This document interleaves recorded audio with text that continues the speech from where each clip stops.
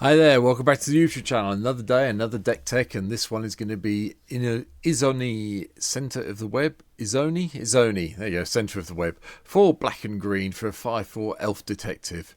Has menace, and whenever Izoni center of the web enters the battlefield or attacks, you may collect evidence 4, so you have to remove 4 mana values worth of cards from your graveyard. If you do, create two 1 black and green spider creature tokens with menace and reach, and then you can sack 4 tokens to surveil 2, then draw 2 cards and gain 2 life. Yeah. I honestly can't remember the last time I built a deck that revolved around my graveyard quite as much as I have done with this one. So, that's enough of me talking. Let's show you the deck and get on with today's talk about this deck. So we'll start at the beginning like we always do. Black and green lands all the way through, a nice selection of forests, a nice selection of swamps, and Yavimaya and Urborg are both here as well to make sure that we always have the land we need kicking around. Artifact ramp wise to help us out with the deck, haven't gone too bad. Mox Tanzlite, Soul Talisman, Soul Ring, and then Arcane Signet, Emerald Medallion, Jet Medallion, and Talisman of Resilience. That's it. I have included Jeweled Lotus. I'm in an R-ring. I mean, Izoni is 6 to cast. This potentially gives us a turn 3 Izoni. Not sure if it should be here or not. It's probably one of the cards you can take care of and take out if you want to. I'm not 100% convinced by it yet. I've played the deck a couple of times, and when Jeweled Lotus has come out, it's been good. And when it hasn't come out, the deck's still been just as good. So it's a fixing card more than anything else. I'm not sure if you need it. Anyway, what we're trying to do is fill our graveyard up so that when we cast Izoni from wherever, from the command zone, we get to do the surveil trick, and then when we attack, we get to do the surveil trick, and get extra tokens as well, because obviously there are going to be cards in here that give us more tokens. But it's trying to work around it. So here we go. Vampiric Tutor and Demonic Tutor are both here just to go and find us bits that we may need at some stage. I have used both of them just to go and find lands in some games, so bear in mind that. And some other games, I think I used Vampiric Tutor to go and get Beladros Witherbloom as well, just to make sure I could win the game the next turn. So, it happens. Abundant Harvest lets us go and find a land or non-land. Yes, the rest of them go into the bottom of our library, that's fine, but sometimes it just fixes your mana. Birds of Paradise does fix our mana. Commune with Nature does the same thing, but at least we get to go and put them again on the bottom of our library. And Commune with Spirits puts things on the bottom of the library as well. These are purely land search spells. They're not doing anything apart from that because they're going to the library. Elixir of Immortality is here just in case things do go pear-shaped horribly and we do need to slough everything back into our library. We can do that. Corpse Churn is the first one of the real mill cards. Mill 3, get a creature card back to our hand. Grave Strength, choose target creature, put a +1/+1 counter on for each creature in our graveyard after we've milled 3 cards. So it really does make some of the power come through in the deck. Bramble Familiar is a little bit of tapping for ramp and then doing the whole mill 7 and get something into from our graveyard to our hand, or onto the battlefield in this case. It is nice to do this as the fetch quest and then play the creature, but you can play the creature earlier, bounce it, and then do the fetch quest if you need to later on. Commune with the Gods does the whole creature enchantment thing, and then puts everything else in our graveyard, so it helps build up ready for our wonderful world of evidencing when we cast Izoni. Gaia's Blessing makes sure we can shuffle 3 of the cards we may potentially need back into our library. Occasionally you do mill it, so you shuffle everything back in, so it does shut it down, but hey hum, that's the way it goes sometimes. Heroic Intervention keeps our stuff alive once we've got it in play. Rampant Growth and Sylvan Scrying and 3 Visits are all here just to fix our land a little bit more. Roots of Wisdom is going to be mill 3, return a land. We've got very few elves in the deck. Chivali, Bane of Monsters is also here, just how we got an early blocker that's got Death Touch that slows things down. From Chevelle, we've got Insidious Roots, which is a card from the new Murder at Karloff Manors. Oh, it's very confusing. MKM set. Creature tokens you control tap for mana, and then whenever one or more creature cards leave your graveyard, create a 0/1 green plant creature token, then put a +1/+1 on each plant token you control.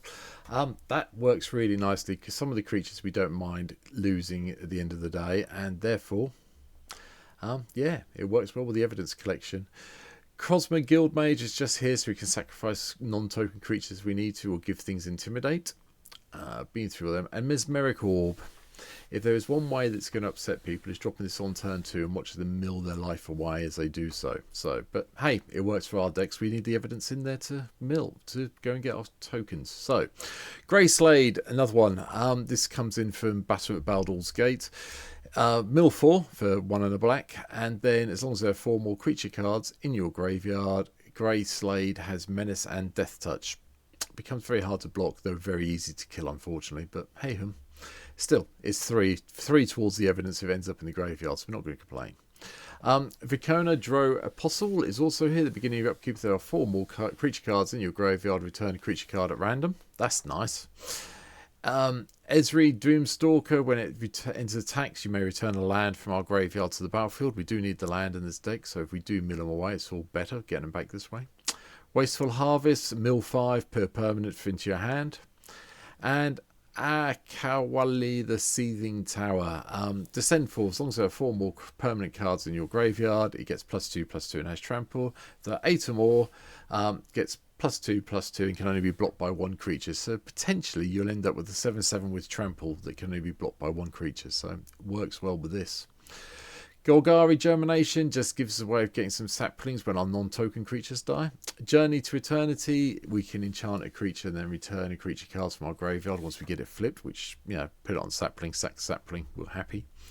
Nyx Weaver just automatically mills 2 cards for our upkeep each turn, and then we can exile it if we need to return something important that's been milled away by mistake. Old Rustin enters the battlefield, and at the beginning of your upkeep, mill a card. If a land is milled this way, we get a treasure. If a creature is willed, we get an insect. And if a non-creature, non-land, we get a blood token. Nice set of abilities to have on a 1/4, so that's pretty cool. Slimefoot had to have a way of creating saplings for all our mana, and also gives us a way of getting rid of things. The Micro Tyrant is also in. Each equals the number of creatures you control that are fungi or saplings, so you know it's a 1/1 itself. And at the beginning of your end step, create X 1/1 black fungus creature tokens. They can't block, where X is the number of times you descended this turn. So play this, and a whole load of stuff goes into our graveyard. It gets bigger, and we get more funguses, and you know, so on and so forth. Oh yeah, I did mean to say Field of the Dead's in the deck, so yeah, a little bit of extra creature creation. Tormod the Desecrator, creature cards. Whenever 1 or more cards leave your graveyard, create a tap 2/2 black zombie. Okay. Damnation gives us some board control. Parallel Lives is obviously here because we want more tokens coming out, especially the Reachy, Death Touchy one, Reach and Menacey ones. So much have the Parallel Lives there, which is obviously backed up by doubling season. If I'm playing one, I'm always playing the other. Sorry. Going from there, Sudden Reclamation. We remill 4 cards and return a creature and a land. That's instant speed though, so hey hum. Gnome the Master Chef. At the beginning of your end step, create a number of food tokens equal to the number of non-token creatures. So, you know, cast this, we get at least 1 food, assuming it's still alive at our end step. Merin the Clan Neth Toff of Clan Neth Toff is also here. At the beginning of your end step, choose a target creature card in your graveyard. If that creature card's mana value is less than or equal to the number of experience counts have, get it on the battlefield. Otherwise, put it in your hand. Yeah. We'll be killing creatures off, which you get experience counters. And Netema Primeval Warden, just so we could get, if a creature, when our opponent's creatures die, we get to exile them and get saplings for it instead. And they can sack saplings to draw cards. We can sacrifice saplings to pump Nemata. It's all very nice and in one nice little package. Endrek Sahir Master Breeder. We will make sure we never have more than 7 thralls in play as much as possible. Old Flitterfang also comes in from the Wilds of Eldraine set. Beginning of each end step, if a creature dies, to create food, and we can sacrifice creatures to pump this up. And it has flying, so it's an interesting rat with wings. Should probably, you know, if you're in the UK, you probably think there should be a picture of a pigeon, not a rat fairy, but, you know. Anyway, Summon Undead, mill 3, return a creature card from your graveyard to the battlefield. Yep, okay, bit of reanimation. And Sir Conrad the Grim. You want to get Sir Conrad into play, because when creatures go to your graveyard, you're just going to start knocking everyone down from 1 point of damage each turn something happens. And it also has a little bit of a mill effect, so it helps with our evidence gathering. Doubling Season I've mentioned. Tender Shoot Dryad is just stupidly good in this deck. City's Blessing, you start getting the saplings, they get bigger saplings, love it. And I've also put in Akreshnik the Observer, just so we have a way of gaining life. You know, creatures attacking, yeah, okay, they may only get one, but a couple of points of damage here and there means a couple of points of life here and here, and yeah, could keep us alive. Also, if it does get killed off, it's an instant evidence fall thing, like everything else is from here onwards, I should say. Morbid Bloom, I just like this as a removal spell. Exile target creature card from a graveyard, and then exile, and then create X11 green sapling tokens. So if you've got something big that you don't want your opponents getting back, you get rid of it this way. And the other version of Izoni, the Thousand Eye, is also here. Enters the battlefield, create a 1/1 black and green insect creature token for each creature in your graveyard. Then you can use this to sacrifice creatures to gain a life and draw a card. More life gain. 7-drop, Beledros with a Bloom, tops off the creatures in the deck. Each upkeep we get a pest token, and when it dies we get a life, and we can pay 10 life and untap all the lands we need to. But the pest generation, especially when you get parallel lives or doubling season online, is really what we're here for. And people do get upset with it, so be warned. Going last few cards in the deck, we have got Majestic Genesis. I haven't played this card yet. I keep putting it in green decks. I've never drawn it. I've never been able to cast it. But at some stage, I know this card is going to win me the game. So it's going in green decks for a while yet. So woohoo. Death Mutation is expensive sorcery speed removal. But the sapling tokens it produces can be very useful. So it's here. The last 3 cards are expels. Liliana's Indignation. Mill X cards, and target player loses 2 life for each creature card put in your graveyard this way. Now, we're only playing 24 creatures, but, yeah, maybe a few points of life loss can help us out. Genesis Wave, just so we can put everything into play really quickly, that will be even better. And I just like playing Genesis Wave, so it's always a pet card, always going to be in green decks. And Old Stick Fingers. When you cast this spell, reveal cards from the top of your library until you reveal X creature cards. Put all the creature cards revealed this way in your graveyard, and then put the rest on the bottom of your library in a random order. Old Stick's Fingers, power and toughness are each equal to the number of creature cards in your library.